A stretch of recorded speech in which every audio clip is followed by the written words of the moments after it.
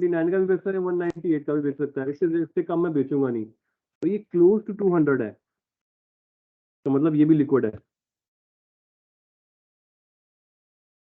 Account receivable ये थोड़े से लेस लिक्विड है, पर मोर लिक्विड देन इन्वेंट्रीज है। आपने जो प्रोडक्ट्स है भाई, आपको सेल होने में 6 माह भी लग सकते हैं, साल भी लग सकता है, 9 महीने भी लग सकते हैं, 8 महीने भी लग सकते हैं। बट क्या कस्टमर को आप इतना टाइम देंगे? आप कोर्स आप उसको कम ही टाइम देंगे कि यार 15 दिन में मुझे पेमेंट करनी है। आपने मैक्सिमम बहुत से टर्म्स हो गए तो आपको 90 डेज। तो इसलिए अकाउंट रिसीवेबल की लिक्विडिटी ज्यादा होती है एज कम्पेयर टू इन्वेंट्री। इस तरह अदर एसेट्स जैसे प्रीपेड एक्सपेंसेस ही सारे बाद में आते हैं। So I'm not going into that, what is prepaid and all that. So just I want to make sure that you understand the concept of liquidity, right? Current assets की liquidity long term assets या fixed assets से ज्यादा होती है। The other name of long term asset is fixed asset, इसलिए वो अलग लिख के जाते हैं। इनकी इंटेंशन क्या होती है कि भाई इनको हमने खरीदा है या जो कंपनी के पास है, इनकी लाइफ मोर देन 1 ईयर है।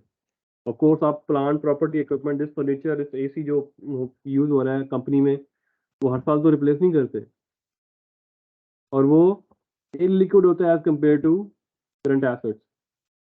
क्योंकि अगर आप शेयर खरीदी हैं 2000 की,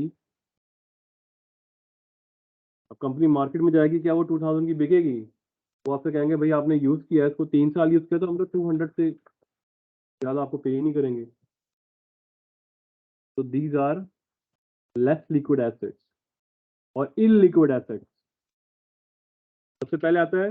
और ये भी लिक्विडिटी वाइज ही लिखा जाता है सारा, है तो इलिक्विड, लेकिन प्रॉपर्टी प्लांट इक्विपमेंट जल्दी सेल हो जाएंगे as compare to your goodwill and intangible assets. जैसे पेटेंट्स आ गया, ट्रेडमार्क्स आ गया, इनटेंजिबल एसेट्स जिनको आप टच ना कर सको, ये पेपर फॉर्म में हो या फिर आजकल वर्चुअल फॉर्म में हो। तो long term assets plant property equipment, उसके बाद ये intangible assets goodwill, trademarks, patents और अदर एसेट्स जैसे investment in long term securities. Same purpose है, मार्केटेबल सिक्योरिटी है, लेकिन यहाँ पर क्या था, इंटेंशन थी कि हम इसको 1 साल के अंदर बेच देंगे। अगर आपकी इंटेंशन हो कि भाई इन किसी और कंपनी के शेयर्स को हम 2 साल बाद बेचेंगे या साल से ज्यादा के अरसे के बाद बेचेंगे, तो इसको बोलेंगे लॉन्ग टर्म इन्वेस्टमेंट। अपने शेयर नहीं आप खरीद रहे किसी और कंपनी के, क्योंकि अपने शेयर खरीदोगे तो वो यहाँ पर शो एसेट नहीं शो होगा। ओके ओके, जो एसेट्स होते हैं वो वक्त के साथ साथ उनको आप यूज करते हो, उनकी वेयर एंड टेयर होती है, उनकी वैल्यू कम हो जाती है। वेयर एंड टेयर ना भी हो तो भी वैल्यू कम हो जाती है। अब मैंने लैपटॉप लिया, मैंने इसे खोला ही नहीं है, बस एक बार खोला बंद करके रख दिया, उसकी वेयर एंड टेयर नहीं हो रही, लेकिन फिर भी उसकी वैल्यू गिर रही है with the passage of time. आप यूज नहीं कर रही, लेकिन दुनिया तो ये समझ रही है कि भाई आपने ये यूजेज के लिए लिया और आप यूज कर रहे हो। अब मैं जैसे इसे वापस करने जाऊंगा या इसको मैं अगर सेल करूंगा तो उतने का नहीं बिकेगा जितने का मैंने लिया है। तो इसका क्या मतलब है, इनके अंदर डिक्रीज इन वैल्यू होती है। वो डिक्रीज इन वैल्यू क्या कहलाती है? Depreciation. And depreciation is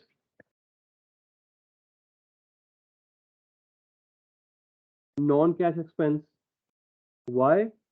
because भाई अगर मेरे लैपटॉप मैंने खरीदा है, फॉर एग्जांपल ये लैपटॉप मैंने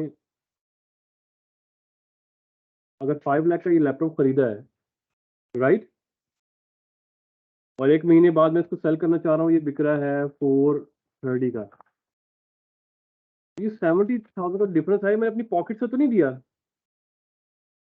कि यार इसकी वी एंड टेयर हो गई, ये 70,000 मेरी पॉकेट से नहीं गया, या इसकी परफॉर्मेंस खराब हो गई है 70,000 की, नहीं। इज जस्ट वे कि हम इसको यूज कर रहे हैं। 70,000 का मैं तकरीबन इसको मार्केट कह रही है कि मैंने इसको यूज कर लिया है, इसके पीछे कोई हार्ड एविडेंस नहीं है, ये कोई मैंने इसको मारा नहीं है। एक सेकेंड, या मैंने कोई इसकी वेयर एंड टेयर नहीं करवाई, कोई स्क्रू टाइट नहीं करवाया, कोई कुछ नहीं किया, बस जस्ट इसकी मार्केट वैल्यू गिर गई है, वो मैंने अपनी पॉकेट से हार्ड कैश की फॉर्म में नहीं पे किया, लेकिन वैल्यू तो डिक्रीज कर गई है। तो that decrease in value, this 70,000 is called depreciation. अगले साल फिर 70,000 मजीद गिर गई तो फिर डेप्रिसिएशन कहलाएगी। What is accumulated depreciation? कि पिछले साल भी 70,000 हुई है, इस साल भी 70,000 हुई है, तो टोटल कितनी वैल्यू गिरी है? 140K। जब आप पिछले साल की भी जमा कर दोगे वो कहलाएगी एक्यूमुलेटेड डेप्रिसिएशन। नाम से जाहिर है एक्यूमुलेटेड। और सिंपल डेप्रिसिएशन इस साल की जो डेप्रिसिएशन 70,000। बट ये अमेजिंग बात होगी, डेप्रिसिएशन हमेशा यूज होती है फिजिकल एसेट्स पे जिनको हम टच कर सकते हैं। ये फर्नीचर हो गया, बिल्डिंग हो गई, लैपटॉप हो गया, एसी हो गया, फैन हो गया, फिक्सचर्स, इस तरह की चीजें, glass doors, cameras, security cameras, गाड़ियां, ट्रक्स, ये सारा ये डेप्रिशिएट होता है। लेकिन गुडविल और इंटेंजिबल एसेट्स, इनकी जो वैल्यू डिक्रीज होती है, इनको हम बोलते हैं अमोर्टाइजेशन। दोनों का मकसद सेम ही है, लेकिन क्या होता है, नाम डिफरेंट है। Right everyone? नाम डिफरेंट है। आप आपने पेटेंट्स 20 साल के लिए खरीदे थे, 10 साल गुजर गए, 20 साल की पेमेंट की हुई थी, वो पेमेंट तो कम करनी है आप लोग। अब कितनी पेमेंट रह गई है, कितना यूज कर चुके हैं, इसको हम अमोर्टाइज बोलेंगे। राइट? और सिक्योरिटीज में क्या होगा, ये तो हमें मालूम पड़ेगी। अगर हमने लॉस से बेचा तो हम कहेंगे जी ये तो लॉस हो गया, अगर हमें उससे फायदा मिल गया, मजीद प्रॉफिट हो गया, तो हम कहेंगे गेन मिल गया हमें। And now my question is for you guys, जिनका बैकग्राउंड अकाउंटिंग का है या नहीं है, ये बिजनेस का है या नहीं है, दोनों के साथ एक क्वेश्चन है, what is the difference between gain and profit? Sir, I'll just take a wild guess. Gain is like, for instance, all that you're earning, all that you get through your business, and then when you minus all the expenses and all that stuff, what you're left with is your profit. Is like gain similar to revenue, right? एक मुझे I said, answer है revenue. This is just healthy in information. मैं कोई intelligence पे आपके attack नहीं कर रहा, ये नहीं कह रहा कि भाई आप मतलब इंटेलिजेंस चेक नहीं कर रहा। I just want to have more participation. बताएं, जो भी दिल में आ रहा है बताएं, ना मैं मार्क्स नहीं, काटूंगा, ना करूंगा। isn't gain income or income and profit means revenue? Your income, okay? Sir, can I define it? Yeah, sure. Profit. Okay, so if we go towards the terms, so gain is more like what you earn, and profit is Is your revenue? what you took something, like you bought something previously, but you're selling that on a higher price. So that higher price, that addition would be the profit.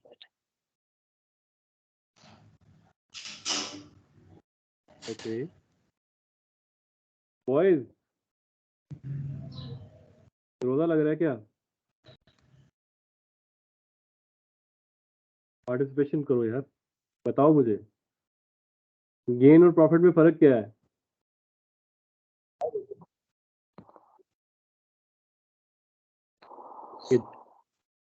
यार sir similar मेरे भी यही thoughts हैं कि अगर revenue की term में बात की जाए तो हम उसको गेन का कहते हैं, लेकिन after giving all the dividends to the shareholders and giving all the expenses out, so what we are left with, it's that is called actual profit.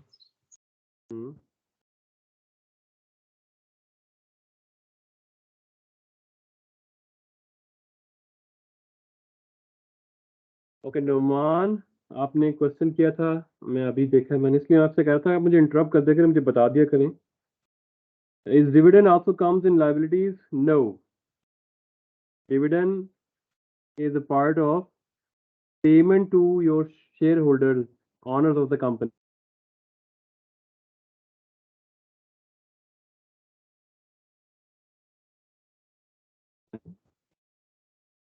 Okay. Right, Noman?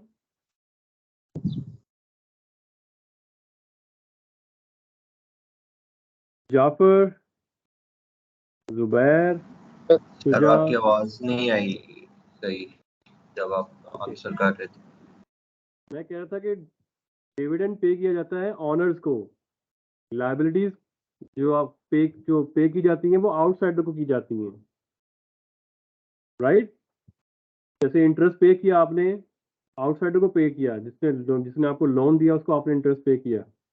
Dividend आपने पे किया है honours को, तो liability नहीं होगा।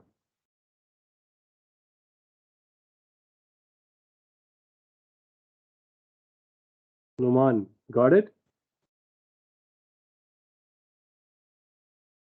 Yes sir. Okay, इसके बारे में बताओ ना, गेन और प्रॉफिट में फर्क क्या है? भाई एमबीए कर रहे हो, किसी ने क्वेश्चन कर लिया तो क्या क्या जवाब दोगे? कुछ कह रहे हैं सर ये रेवेन्यू है, कुछ कह रहे हैं ये अर्निंग्स है। अगर ये गेन भी अर्निंग है तो फिर ये प्रॉफिट से डिफरेंट क्यों है? फिर गेन क्यों कह रहे हैं हम इसे? सर मैं नहीं सर, हमने तो कुछ बच्चों ने तो कह दिया वो आपको वाला सीट। सर प्रॉफिट इस सेंस में होगा जो company overall net profit earn करेगी, और गेन इस सेंस में कि जब वो डिविडेंड शेयर करेगी अपने शेयर होल्डर्स में तो वो गेन होगा शेयर होल्डर्स के लिए। गेन सर, को आप कह रहे हो डिविडेंड शेयरिंग को आप कह रहे हो गेन। अच्छा, और मुझे एक फीमेल की आवाज आ रही थी लेकिन वो बार बार रिपीट हो रही है, समझ नहीं आ रही। सर जो गेन, सर मैं बोल रहा हूँ सर, क्या सर जो तो गेन है इसमें हम ये कह सकते हैं कि जो प्रॉफिट के साथ हमें एडिशनल प्रॉफिट भी इसको कह सकते हैं, जिसके लिए हम वर्क नहीं किया होता लेकिन हमें उसमें प्रॉफिट ज्यादा हो फिर हम जाता है उसको उसमें प्रॉफिट gain नहीं में। कह रहे हैं भाई, प्रॉफिट हो या Sir, एडिशनल प्रॉफिट हो, प्रॉफिट तो प्रॉफिट है। sir, I Yes? think profit वो है जो kind of हमारी सारे revenues जो हैं उनमें से expenses minus करने के बाद जो हमें मिलता है वो प्रॉफिट होता है, और expenses और revenues को मिला के जो होता है वो हमारा जो है वो गेन है। आपने एक बात सिमिलर की है लेकिन कान यहाँ से पकड़ लो, यहाँ से पकड़ लो, आपने सेम बात की है। और आपने बात की प्रॉफिट की बात आपने ठीक की है।